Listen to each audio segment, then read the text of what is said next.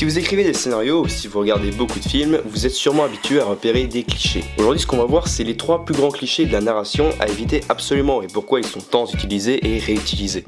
Numéro 3, sauver le monde ou sauver quelqu'un. Probablement le cliché le plus connu, alors même si sauver quelqu'un est plus populaire dans les jeux vidéo et sauver le monde au cinéma, il n'empêche qu'il s'agit d'un motif ultra récurrent. En exemple, on peut citer Mario, Zelda ou encore Dragon Ball Z et Armageddon. Ce cliché s'explique par le fait que sauver quelqu'un ou sauver quelque chose est parfaitement compréhensible par tous et facile à mettre en place. Il s'agit d'un but en soi, donc pas besoin d'expliquer pourquoi il faut sauver le monde. Numéro 2, un personnage perdu ou amnésique. On est plus dans le cliché des films amateurs. Un personnage amnésique est très pratique car celui-ci a tout à découvrir de l'univers dans lequel il débarque, tout comme va le faire le spectateur. Un personnage perdu va découvrir son environnement comme un spectateur va le découvrir. Ce cliché-là est dû à son efficacité car un personnage perdu nous force obligatoirement à nous questionner. Le meilleur moyen de tenir un spectateur est de lui faire poser des questions auxquelles il a envie d'obtenir des réponses.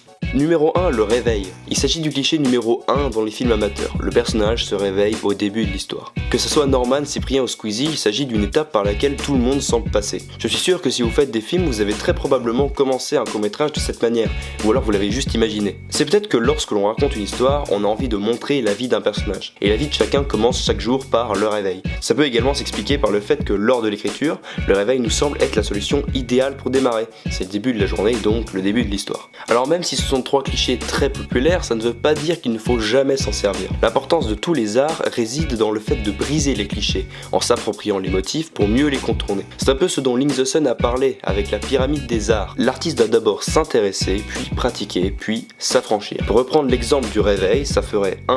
Savoir qu'il s'agit d'un cliché, 2. Faire des films ne comportant pas ce cliché, 3. Faire un film s'affranchissant de cette règle, en s'en servant mais de manière surprenante ou originale, comme par exemple Super Hero Hangover.